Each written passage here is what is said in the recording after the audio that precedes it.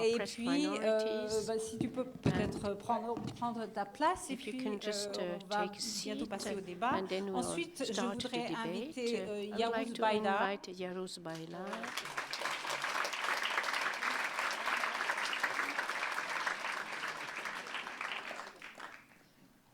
Alors, journaliste, chroniqueur, il est aussi un cofondateur de la plateforme P24, P24, yes, qui est une plateforme pour les médias indépendants. Il est actuellement en exil. Pina également d'ailleurs. Depuis plus longtemps, depuis 7 ans. Vous entendez pas? You don't hear? Ok, je vais essayer de parler plus fort. Ensuite, j'aimerais inviter le docteur Nils Melzer, qui est...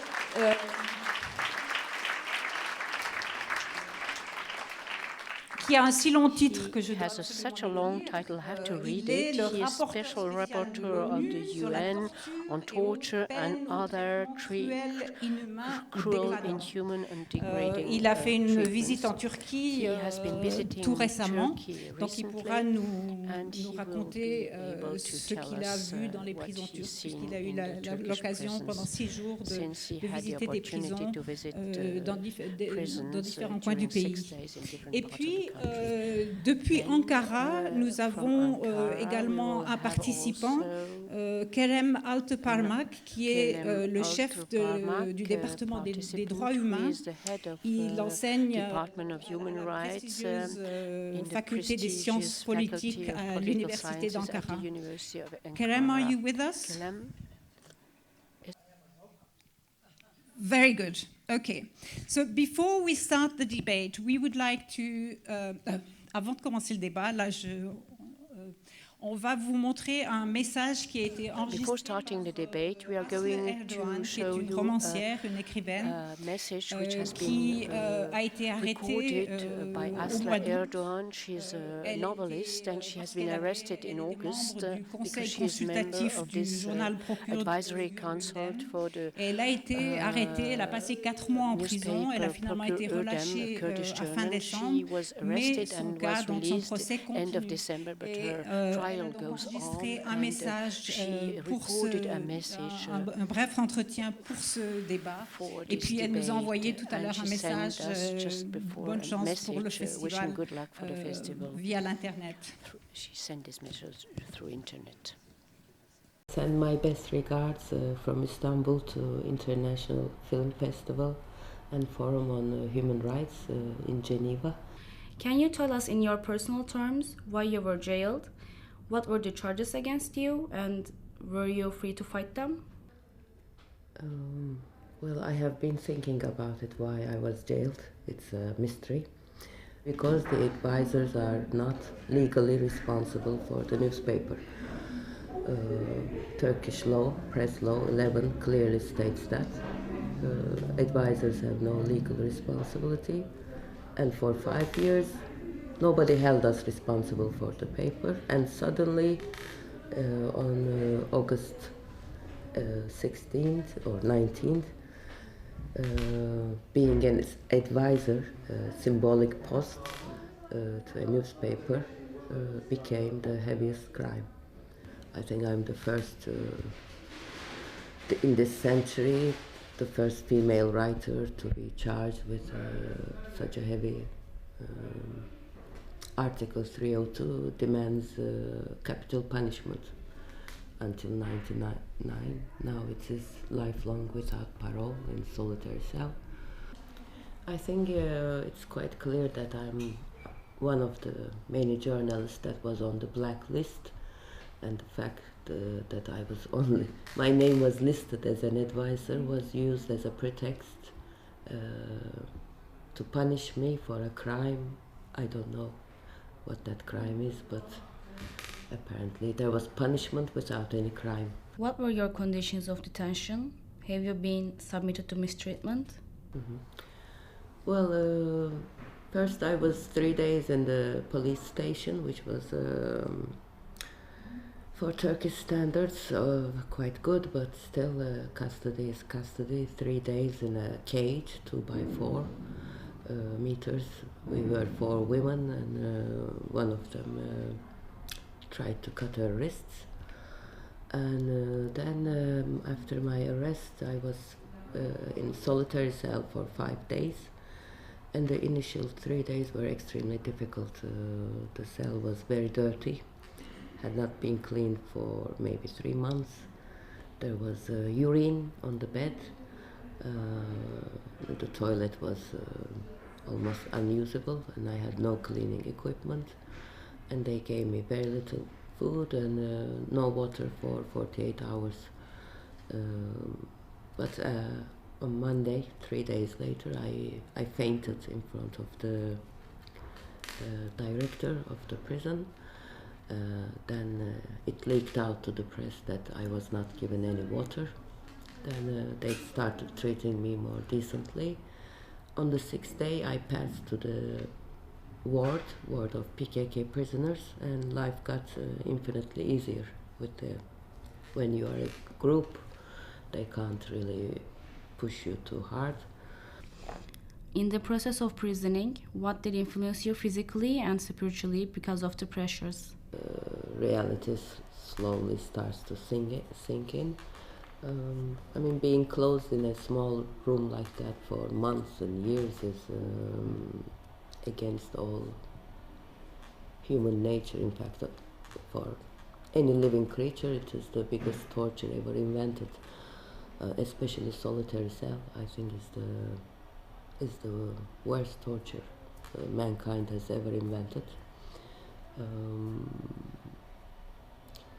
This constant humiliation, this constant uncertainty, what will happen next. The prison authorities trying to get more and more strict each day. Why are you staying in Turkey instead of seeking exile in another country?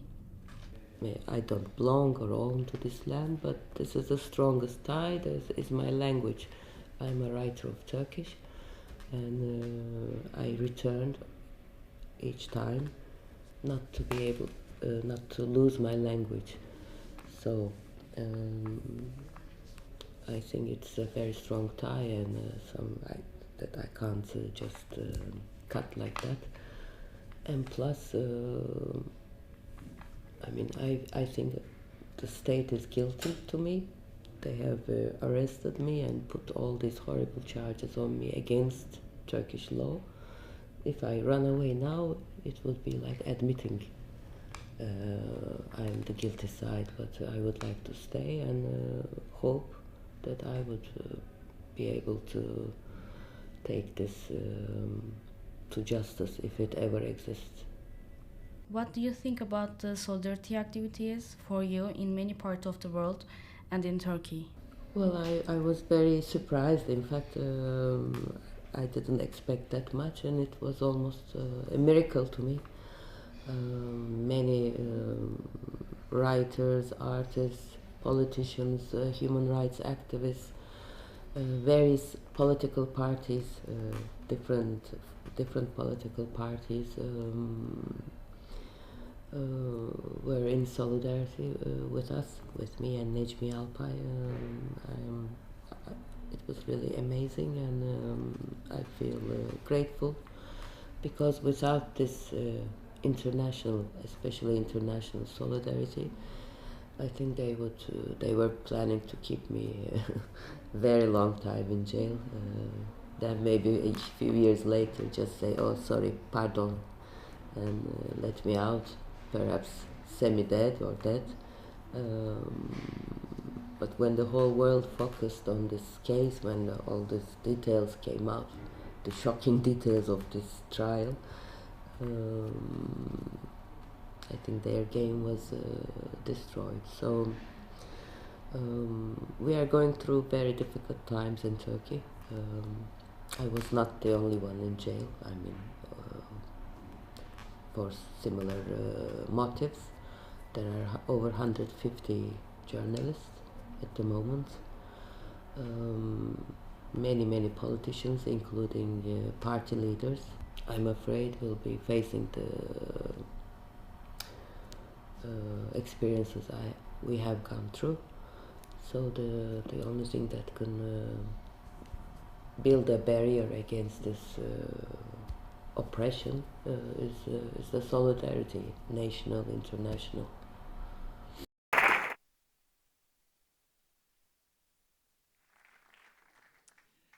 After this call to international solidarity launched by, which has been given by Asli Erdogan, we are starting our debate, and I will start with Kerem Alter-Parma, who is in Ankara. So we are going to see him on the screen. Kerem, very nice to have you with us. It's very kind of you to join us in these weird circumstances. Too bad you weren't able to come with us. First of all, I mean, we're having this debate at a very crucial time for Turkey. In just over a month, there will be this referendum that could give President Erdogan additional powers. Perhaps we can, using your legal expertise, can you perhaps tell us exactly what is at stake? I mean, how will life change if this referendum is, ends up with a positive result for Mr. Erdogan? Thanks a lot.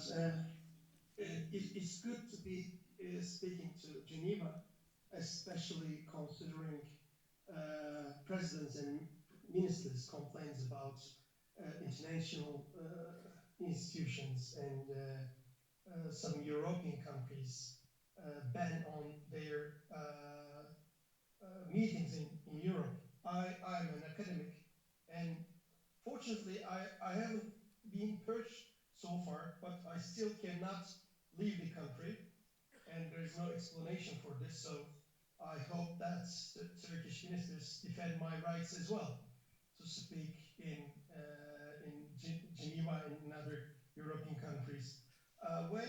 Then to your question, I mean, some people ask what more Mr. Erdogan wants, because now he controls almost everything, including the judiciary, and I should also add constitutional court to this. Now there is no independent and impartial judicial body in Turkey, and this is quite important because some of the institutions of Council of Europe still assume that as if there is an independent constitutional court in Turkey.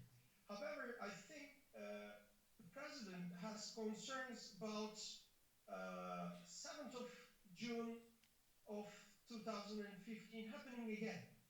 And he's not confident about his own party. So by passing the presidential system, he will be controlling the judiciary, the executive body, as well as the parliament. Because as you know, the election will be held for the presidency, will be on the same date for the election of the parliament. And he will be appointing either directly or via parliamentary majority almost all members of the Constitutional Court, plus all members of the higher judges and prosecutors board. So it will mean that he will be controlling without concern all different powers in the state without any obstacle. And he will also be appointing high-level bureaucrats. This is what is said in the constitutional proposal. We don't know who are included in this, but most probably all critical positions will be appointed by him. So to do this, he had to start another kind of constitution beforehand. So we should, I think, consider all recent developments against this background. For instance, even before 15th of July, immunities of MPs at the parliament were lifted, as you know. And the Venice Commission called it an ad hominem attempt to it targeted the HDP, the pro-Kurdish party, and in reality, although the government says that everybody is equal before the law, almost all HDP MPs are before the courts. 56 out of 59 MPs of HDP are being prosecuted, and only 1 out of 40 ATP MPs are being prosecuted, and none of them are arrested. But both co-chairs and 10 other very effective MPs of HDP are arrested. So I think we should start the constitutional amendment even before the proposal that we have in hand, because all these serious human rights violations, which have been reported by different international independent experts, including the United Nations Human Rights Commissioner, which published his own report today, showed that this escalation of armed clashes plus serious human rights violations went hand in hand with the constitutional amendment attempts of the president. And without controlling the judiciary, it was impossible. And without controlling the media, it was impossible. And since 2011, the government gradually firstly controlled the media and then the judiciary. And after the coup d'etat attempt, they achieved to purge more than 3,000 judges and prosecutors, so a quarter of all judges and prosecutors, including 2 constitutional court members and other high court judges. And they closed 150 different media companies. They sent 150 journalists into jail, and they took other measures. So I think all of them created an infrastructure to propose this. Okay, thank you very much, Kerem. Perhaps to talk to... Yeah.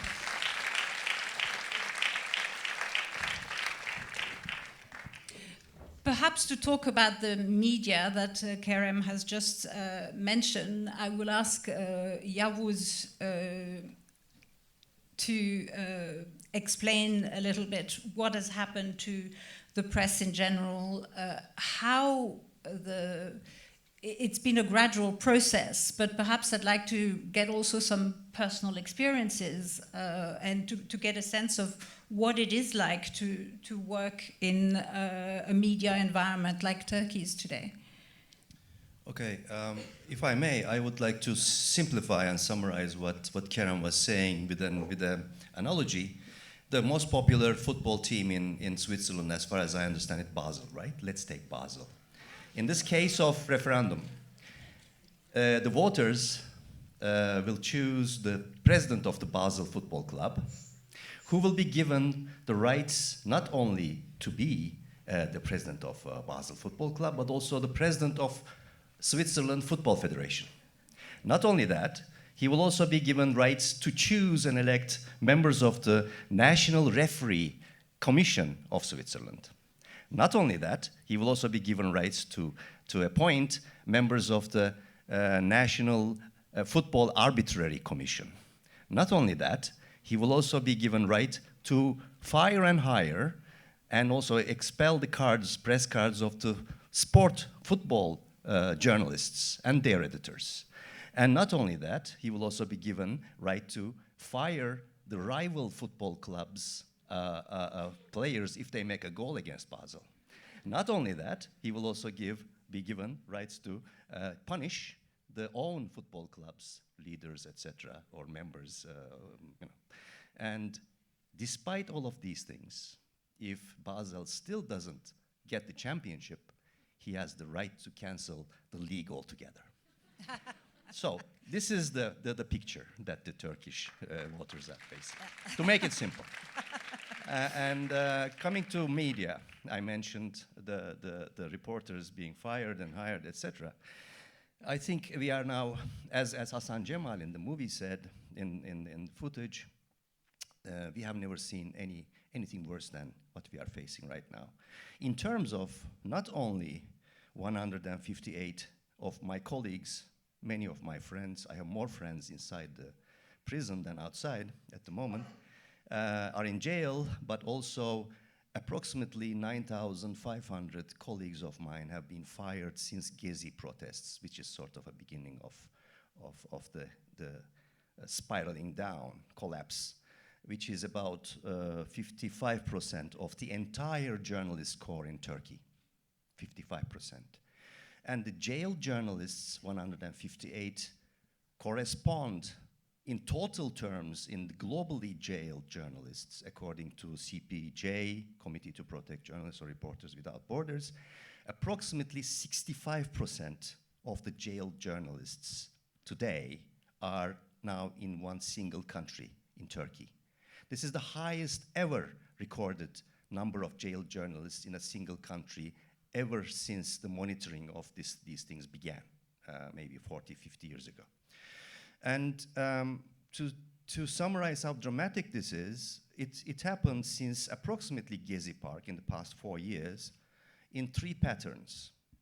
First of all, in Gezi, directly through Erdogan's personal orders and interventions, the media proprietors, completely dependent like heroin addicts to the power in Ankara for the public tenders, etc., started firing journalists. The common denominator of journalists being fired were that they resisted in the name of their profession. No matter if they were Kurds or leftists or slightly more conservative, across the board, the reason was their resistance, their rejection of pressure for destroying of the editorial independence of the journal.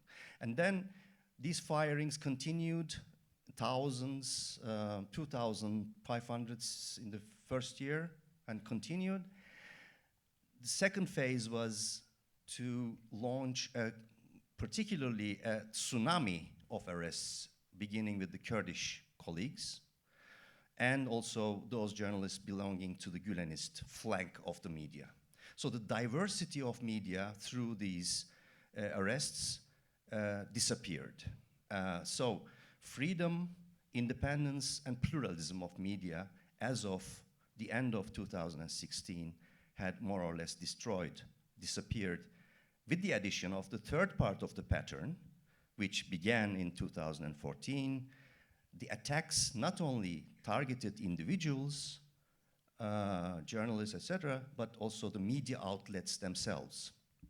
And as of now, 185, 87 media outlets in private sector are either shut down or confiscated. So this leaves us in the entire media sector as a wreck and a ruin. The figure given by somebody in the footage as 95% of the media being controlled directly or indirectly by Erdogan is true. We are left with only 3 newspapers, maybe 4 out of 40, only 1 TV channel out of approximately 240, local, regional, etc., still continuing somewhat to be critical in the news and commentary. The public debate vanished altogether. The people have no idea what they are going to vote for in April 16, because diversity of the debate, exchange of ideas, free commentary has disappeared. It doesn't exist anymore. Particularly as Kadri Gürsel in the footage, who is now jailed for more than 4 months, a friend of mine, said, Erdogan is very deliberate and determined and very clear about how he was to destroy the fourth estate, the media. He gave priority, just like Putin, I think he copy-pasted Putin, to give priority to TV, because according to UNESCO, between 85 to 90% of the public in Turkey, as well as in Russia, get their news and commentary only freely without paying from the TV. So the one who controls the TV controls more or less the entire media, because internet is more addressing the urban and young segments, and newspapers are losing. So the deliberate attempts left us with no media, and this is one of the most powerful steps that anyone who wants to be the one man, who wants to grab the power forever, has to do. And this is done. It's finished. Thank you, Yavuz. I'll get back to you afterwards, perhaps with another question. But next, I would like, since we're talking detentions right now, I would like to get on to, I haven't forgotten you, Pinar. I would like to ask Nils Melzer about his visit to Turkey. What were the conditions? You visited Turkey after the attempted coup, when the purge was well underway, so the prisons were already filled with people who had been arrested. What did you see there? Thank you, and thank you for having me on this important panel. Just a few brief words of introduction for those who don't know what a special rapporteur is or is doing. I'm the UN Special Rapporteur on torture and other cruel, inhuman, degrading treatment or punishment. So I'm mandated by the UN Human Rights Council as an independent expert to monitor globally in all countries, independent of their ratification of any treaties, monitor the respect for that prohibition of torture. I understand. Do you hear me now? Okay, sorry. I don't know how strong this comes across. I don't want to scream in your ears if you don't. So anyway, I'm mandated by the Human Rights Council to monitor globally around the world the respect for the absolute prohibition of torture and other cruel, inhuman, or degrading treatment or punishment. And there's three ways in which I'm doing that. The first one is that I'm receiving individual complaints from torture victims or family members or NGOs or also lawyers of potential victims, people at risk, detainees, and requests to intervene with the government, the concerned government, in order to ensure the protection of individuals. So that's the individual complaints track. The second one is to conduct fact-finding visits to countries and to actually visit places of detention and interview inmates without witnesses. And the third one is to submit thematic reports where I take up certain issues, such as detention. It could be detention of journalists. It could be, and obviously their exposure to ill treatment. It could be death penalty. It could be migration-related torture, and so on. Just thematic reports to the General Assembly and to the Human Rights Council. When I visit countries, obviously I do that upon invitation of the country. I can't go there without the agreement of the country, and according to certain terms of reference. And it's important to understand those terms of reference so you can estimate about what I was doing there and how reflective this is of the general situation. The terms of reference really say that during the duration of the visit, I will demand access to any place where people can be deprived of their liberty. So that's not only official prisons, it could also be police stations, obviously. It can also be psychiatric institutions. It could be places where juveniles are being held, informal places of detention, hospitals, and so on. Did you get such access in Turkey? And I did actually get access to any place I wanted to go to. The second important term of reference is that I do demand access to any inmate I would like to see, whether I choose on the spot or whether I identify them by name prior to the visit, and that I can conduct interviews with them without any witnesses. And I have to say that these conditions were absolutely respected to the letter during my visit. But it is a short visit. visit of 1 week. Now, this is a huge country. It's about a population of about 80 million, about roughly 200,000 inmates, guarded by more than 50,000 guards and law enforcement officers. So I have been able to visit big prisons that are well known, like the Sincan prison in Ankara, the Silivri prison in Istanbul, high security prisons, juvenile sections, also women's detention sections, the high security sections, the counterterrorism police station in Şanlıurfa, which is in the southeast, Diyarbakir, and several places of detention there. So all in all, let's say roughly 10 places of detention. Now that's obviously not representative of the general situation. But after, sorry yes. if I can interrupt you, after the coup attempt, I mean, there were pictures of Right. officers particularly who were arrested and they were bloodied, Right. covered in bruises and bandages. I mean, were you able to raise these issues? And obviously, I'm just getting to that. I think it's important to understand what's the basis of the visits that I'm conducting.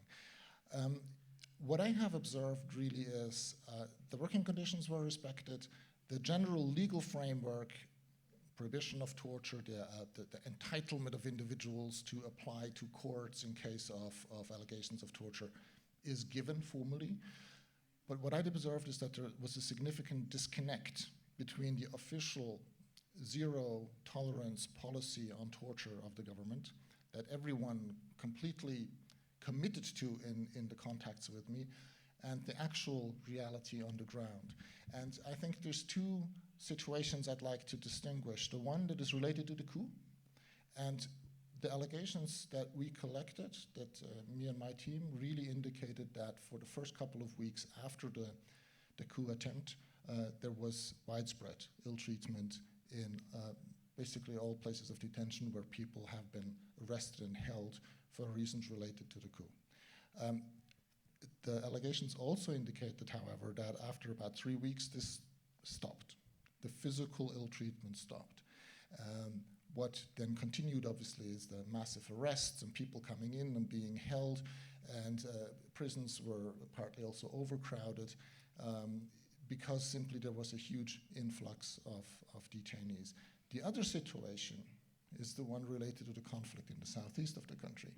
And there, we really had strong indications that ill treatment was still going on, that it was still something that after arrest, during interrogation, people were being ill-treated. And this is something, these two situations really need to be distinguished. I felt that the conditions, the physical conditions of detention generally in the prison system under the Ministry of Justice was acceptable apart from the overcrowding. The overcrowding, though, being something where we also felt that the authorities were genuinely trying to distribute people as good as well as they could, to provide additional mattresses and so on. So I didn't get the impression that there was an intentional kind of attempt to create inhumane detention conditions, that it was more a consequence of the massive influx, which you can question, obviously, whether that's legitimate, but that was, in terms of the physical conditions of detention in the prison system, that there was generally acceptable. The problem really was in police custody, both in terms of ill treatment and also in terms of the physical conditions of detention, because police custody, police holding cells are really not constructed in a way to hold people for more than 48 hours. Very narrow, sometimes, generally no access to fresh air, 24 hours a day, just neon light, complete surveillance with camera systems. Obviously, it depends on the place, but generally these cells are not made for people to stay longer than 2 days. And in the state of emergency, the period of police custody was extended to 30 days, which is then, it becomes extremely long. Yeah. And so that, it seems now, when I reported to the Human Rights Council last week, Turkey took a position and said that they had now reduced that period again to 7 days in the meantime, I haven't been able to verify that, but that was just that was one thing. They also said that they had taken measures to address, after my visit, to address the concerns I had raised with the government, because I clearly said that there was a problem, there was a disconnect, that the government needed to investigate these allegations. Thank you very much. Can I move on? Thank you. You mentioned the situation in the southeast, both in the prisons, but generally, I think it's today the UN High Commissioner on Human Rights has just released a devastating report about the situation in the southeast since the conflict between the Turkish state and the PKK resumed in July 2015. The situation has been very, very bad. Between the report mentions that between 350,000 and 500,000 people have been displaced, and numerous towns and areas have been destroyed. Pinar, oui, on va continuer en français. On va continuer en français, voilà. We're going to switch to French. So, Pinar, you are a sociologist, you're a specialist of social movements. So here's what I wanted to ask you. Okay, in the film, we heard about Erdogan's political evolution, but what about Turkish society? How did it go from a repressive system under the dominance of the military to another repressive system under a sort of a civil domination? Thank you for asking that question. First, as an introductory remark, good evening. Ni Erdogan, ni ce gouvernement n'est pas tombé du ciel. Okay, the government and Erdogan didn't just fall from the sky, and there's a certain continuity. And one needs to understand that Turkey is actually, going in a tunnel of horror. But this tunnel, we grew up in this tunnel, and it's been going on for years and years. Even before the construction of the republic, since the Armenians genocide, since the construction of the Turkish state, the Turkish nation, and it was a militarist, nationalist country. All the poets we loved, like Nazir Ahmed, spent years and years in prison. I mean, when I was a small girl, if you were to be a normal human being, you had to, it was either exile, prison, or death. And between 1990 and 1994, I think 20,000 people were killed. Intellectuals, journalists, and reporters. Many people died, and nobody knows how. When I was in prison between 1998 and 2000, there was 45,000 political prisoners, and this government wasn't yet in place. And they had dormitories. In my area, the girls part, we were 100 people. 80 people were actually sexually abused. They were raped, and that was before Erdogan. And they built. They built prisons, and that was before Erdogan. And there was about 100 people who died right next to me, by my side. And we were in this, this was what I mean by tunnel of horror. So can I recap what you've just said? You were arrested in 1998, yes? Yes, in 98. So, for your research on the Kurdish people, and then 2 months later, they asked me for the names of the people I interviewed. I didn't give the names, and so on and so on. And then there was an explosion in the Egyptian bazaar of Istanbul, and a deadly explosion. And 2 months after being put into prison. She was accused of having actually been J'étais en behind prison aux the télévisions explosion. quand j'ai appris. But yes, Mais il y avait I plein was de in cas prison. comme ça. I saw Je this n'étais on pas television, seule. and I wasn't the only one Moi, j'étais in très this médiatique, situation. mais il y Okay, avait plein de gens but qui étaient dans les I mêmes mean, you know, I was very much in the media, but other people experienced the same thing as I did. But the problem is that, you know, my case became an international when I left Turkey. But when I was in Turkey, I was popular, everybody knew me, but it hadn't gone international. I mean, there are many, many cases like mine, and that was before Erdogan, and I'm not exaggerated. In my dormitory, about 90% of the girls were raped. Every night you could hear them screaming, and I spent 2.5 years in prison, and it wasn't the same conditions as the conditions of today. Now there are problems, but it's incomparable. And you know the torture I experienced, I couldn't move my fingers for 1 year. So you can see, you know, my fingers were all crumpled up. I couldn't move my fingers. So, you know, as of from the Armenian genocide, from then on there was always actually repression, and I'm talking about people were being killed, and the judiciary system as well was involved. And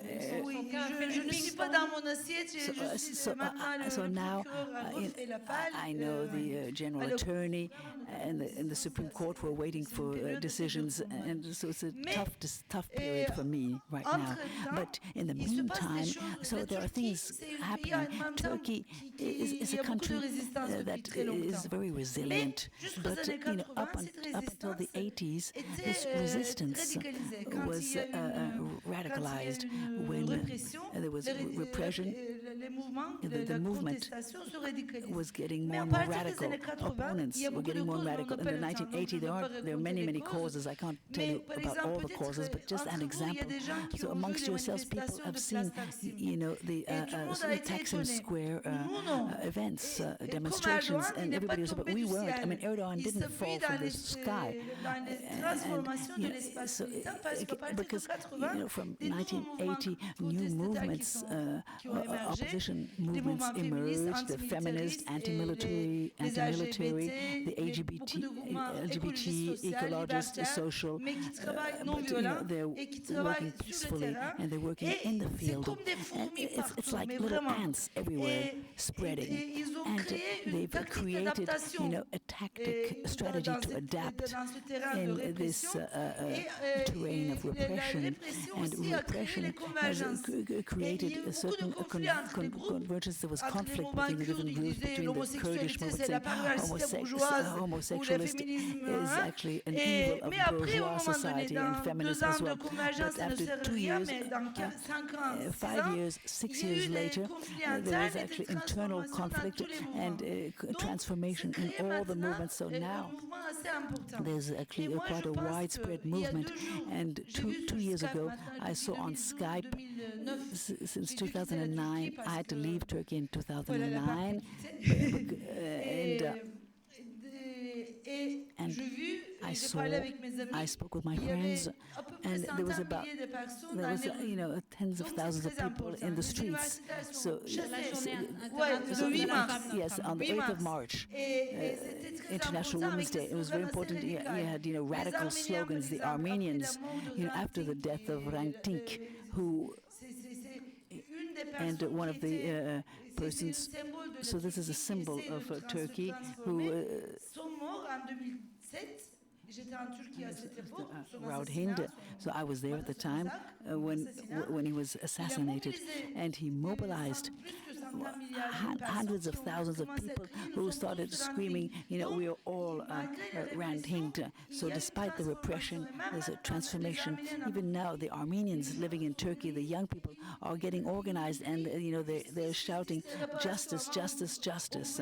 And before, you didn't hear people shouting like this. So there's so mobilization is visible and invisible. Mobilisation politique, non? Alors oui ou non, parce que en même temps c'est une courant qui n'est pas partisan directement. So you know, it doesn't say Erdogan or another. Je vis fait when I saw Fethullah Gulen, he's just as bad as Erdogan when he's talking. I mean, just as bad. But Les homosexuels, Erdogan ne parlait pas à l'époque comme ça. Lui, he was screaming in the videos, and the police dans les associations LGBT. and the LGBT movements, and now he's talking about Erdogan. I don't know what he's getting at, but I mean they're all together. It's the same thing. It's like Putin and Trump. I mean, one minute they're together, next minute they're separate. But we were always against, and we want to transform society. But political reality doesn't really represent this. So 2 years ago, when HDP as a coalition of the Kurdish people and the leftist movement and women tried to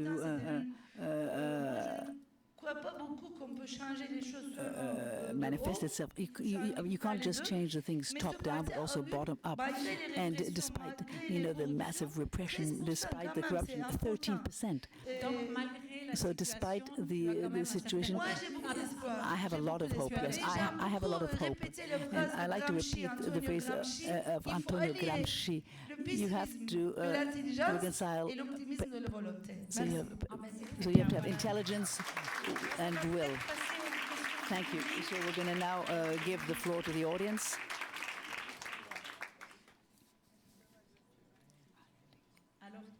So who would like to ask a question? There's a question there. So please, keep the questions short, and I'm not asking you for declarations, and also say who you're addressing the question to.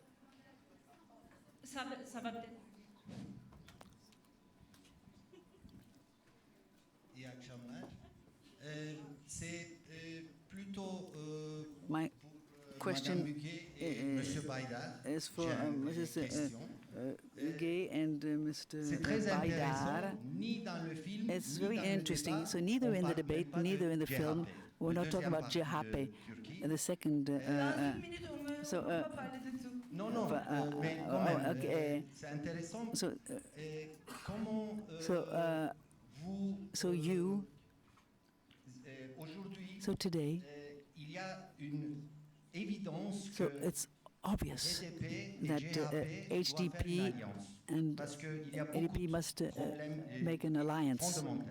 There are fundamental problems. So why do you believe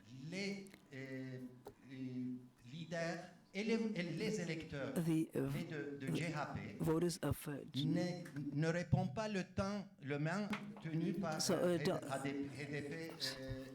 don't create an alliance they're stopping the alliance that would give us more than 40%, and that could get things moving.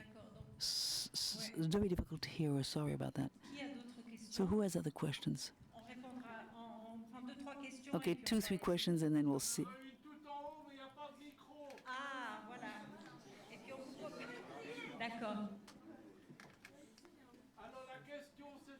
The question, the spiritual minorities, the Alevi and other spiritual minorities, the Eklashi, how are they being treated today? How are they being treated now? The Eklashis and... No.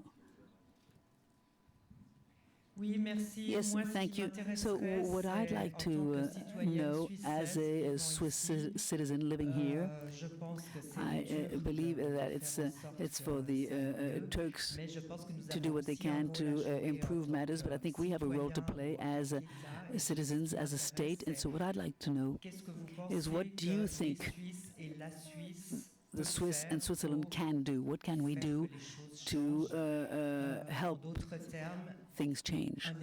So one example, do you think that a boycott might be useful? What can we do? So thank you for your answers. So Yavuz?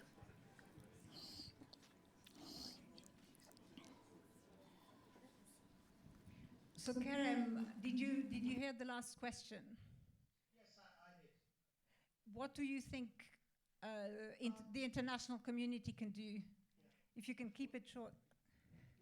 Yeah. For a while, I couldn't travel as now, but I had a chance to meet diplomats from different countries, including not just diplomats, but also politicians, including Switzerland. And what I told them that, why don't you think to bring Turkey to the European Court of Human Rights in an interstate case, rather than waiting for ages? Because now the European Court, afraid of having received too many cases from Turkey, trying to direct people to the local remedies. And local remedies are not working, and more than 100,000 people have been purged, about 40,000 people are arrested, and local mechanisms are not working. And all international soft law mechanisms, including a special rapporteur, is not working because they don't have teeth. The only international instrument that can affect Turkey's European Court of Human Rights, and not just the state, of course, but publics living in European states, force their governments to use their power to bring other states before the European Court of Human Rights. I mean, considering the tension between the European states and Turkey, I think there is no reason to afraid of doing this for political reasons. So I would recommend people to campaign to do this. Beyond states, can individuals, can concerned citizens do anything? Yeah, I mean, they are bringing their cases. But the European Court of Human Rights asked them to go to exhaust local remedies. Of course, we are trying to explain why those remedies are not working, and hopefully the court will be deciding in some cases, especially relating to journalists. There are a couple of journalists whose cases have been brought to the European Court of Human Rights, including Kadri Gürsel, is also a friend of mine too. I hope that their cases will be decided by the court in 2017, but the situation is... The connection is bad, I'm afraid. Maybe we can move on to Pinar and Yavuz. Sorry, Kerem, the connection has collapsed, I think.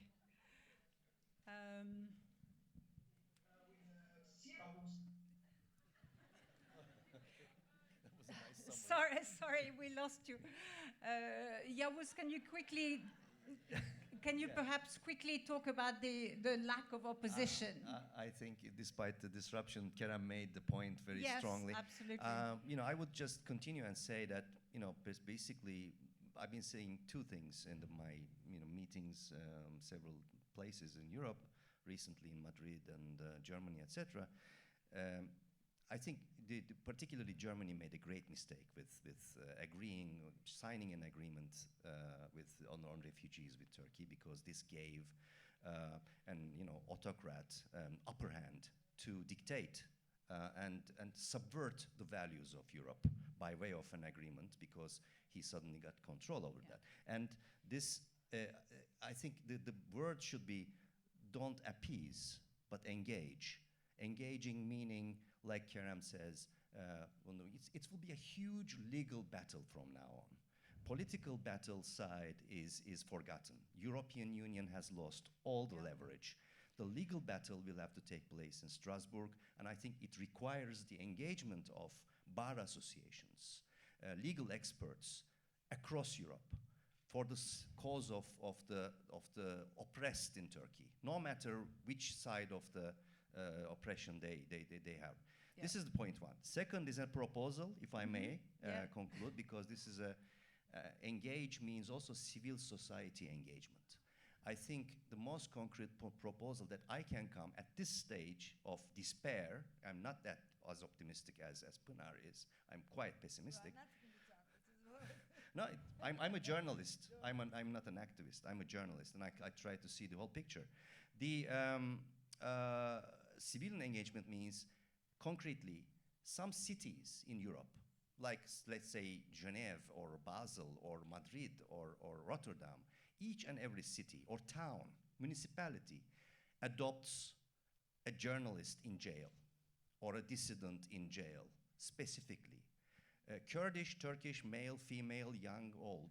And that specific case, adoption, will be materialized in terms of honorary citizenship for that specific person. Then you can, this small society, local community can, through their local media and local administrations, follow and monitor the case of this person. I think this will be a strong response from the civilian society to the people in Turkey, trying to assert not only autocracy but mobocracy, as you can look at it as a gang taking over the institutions, that they are caring for these people. They are part of Europe. They have the same values as you have. I think this engagement should be thought of. I would propose that. Yep, this is the sort of international solidarity that Asli Erdogan mentioned too. Pinar, un dernier mot avant de conclure. I would like to add something. There were other questions. The question about the religious minorities, it was never easy for them. I told you that there was no secularism. So some minorities were supported and others not. But now it's getting harder and harder for them. And also the Social Democrat Party is not like the Socialist Party here in Switzerland. The Armenians can never vote, or the Kurdish people can never vote, because they represent also, this represents also the repression of the power, because this party was never social democratic. Okay, you have progressives inside of the party, but there is no real confrontation with the past. And as for the international solidarity, I can say that when you are a victim, you don't have to ask the victims, what can we do for you? You must know better ways of doing, because there is no, not only one Europe, one Geneva, the persons in the institutions can do something else, because it's like a huge octopus and you have to fight in several areas, and you have to have this visibility. You have to exert a pressure on the power.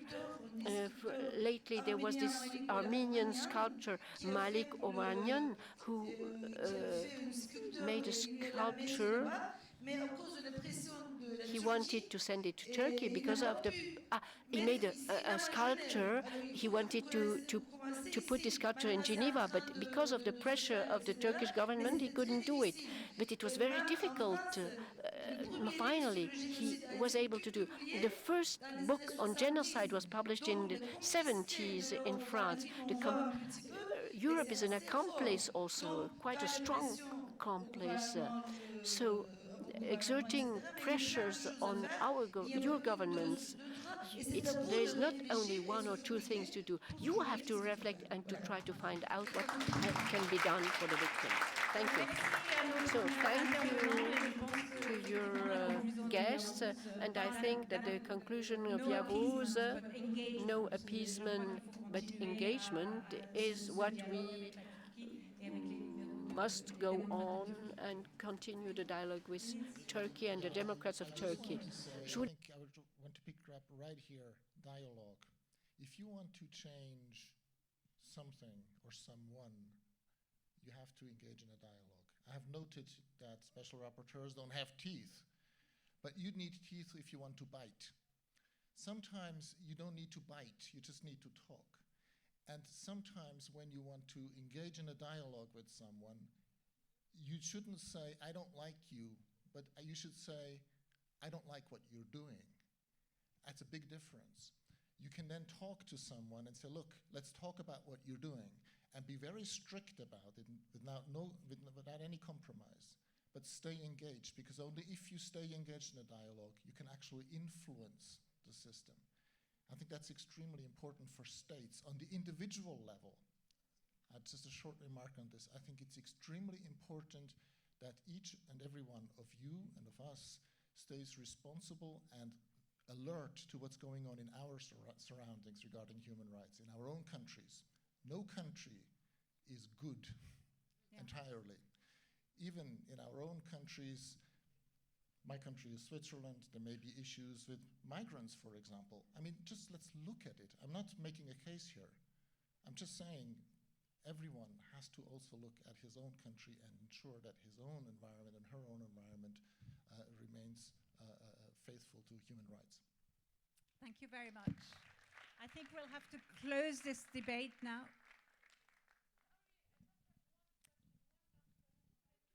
Can we take one more question? Oh, okay. Okay. I wanted to ask, oh, thank you. In French or in English? As you like. Okay, I'm half Kurd, and I wanted to ask the special rapporteur if when you went to Turkey, did you take time to visit the prisoners of Kurdish origins? And did you meet Öcalan? If yes, could you tell us something about his mental state, of his detention conditions? That's it. Thank you very much. Yes, I did visit the southeast of the country. I visited Diyarbakir and I visited Şanlıurfa. I did not visit Öcalan. I decided I would not visit any celebrities, let me put it this way, very well-known prisoners, because I only had 5 days to visit. If I started with visiting celebrities, I would only have seen celebrities and no one else. And my mandate, I thought, was to get a general view of those that no one really worries about in public. So I didn't see him, but I saw persons, plenty of them that were arrested in relation with the conflict in the southeast. Yes. Okay, je suis désolée, on arrive au... I'm sorry, we come to an end. We have to wrap up.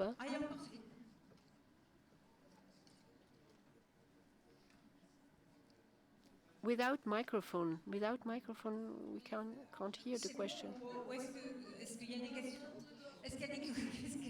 Do you have other urgent questions? I think we come to an end. Thank you very much to our panelists, and we wish you all a beautiful evening, and thank you for being with us.